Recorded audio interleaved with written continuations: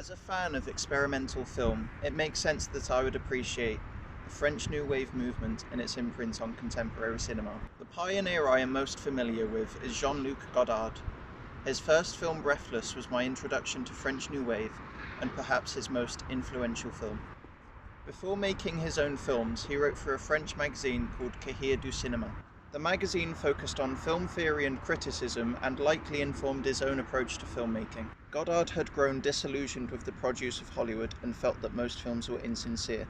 In response to this, Godard did his part to revolutionize cinema. Whilst other films would aim to present an effective illusion of reality, Godard would tear off the veil by using techniques that make it abundantly clear that you are watching a film. Brechtian distanciation comes in the form of fourth wall breaks and discontinuity in editing. Jump cuts are a prime example of Godard's experimentation.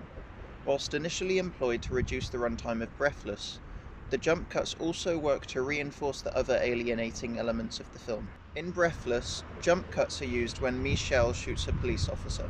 The shots used work to highlight individual elements of the scene whilst being disorienting. In my opinion, this disorienting effect works well to portray the chaotic nature of the moment. To further my understanding of Godard's techniques, I made 2 of my own jump cut sequences which show a character getting shot.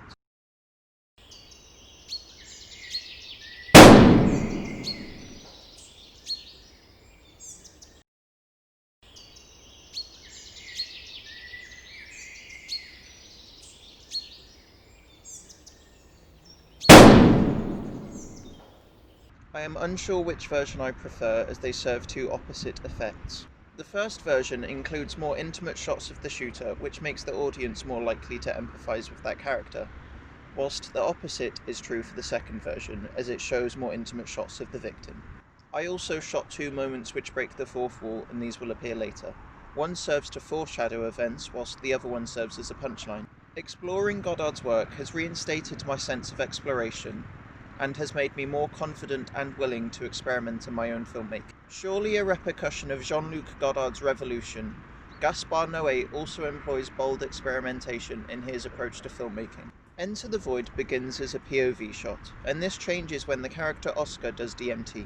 We get our first change in camera perspective when it floats upwards out of his body to view him from above. I feel that this is a creative way of immersing the audience in a character's out-of-body sensation. This technique is later recycled effectively when Oscar dies by gunshot. Inspired by Noé's own employment of this technique, I then used it to present a murder-suicide scenario.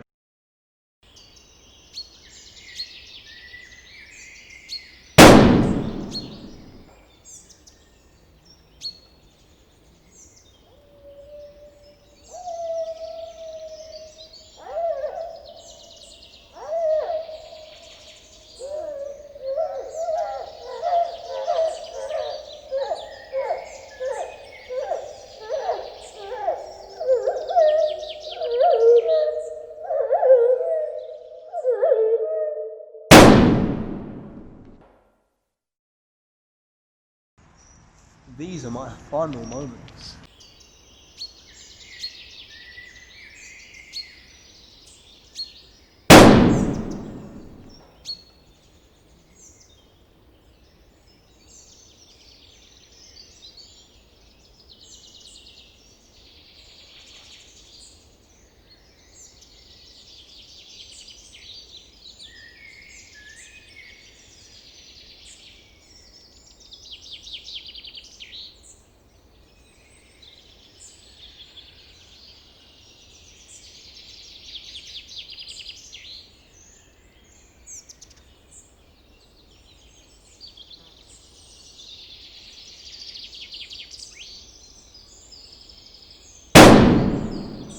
Told you so. The shifting camera perspective used here shows that the character has completely given up before even pulling the trigger. It's almost as though their spirit has left them before they are actually dead. So for the first attempt at the transition from a POV shot to an aerial shot, I began as POV, me holding the camera on this tripod, shooting Sterling.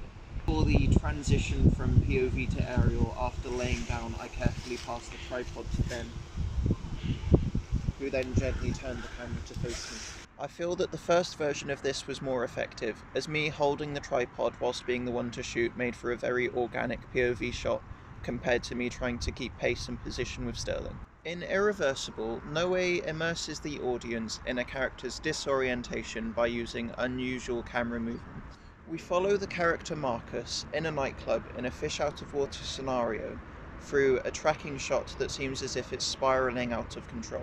In an effort to make my own disorienting shot, I filmed my friends playing basketball.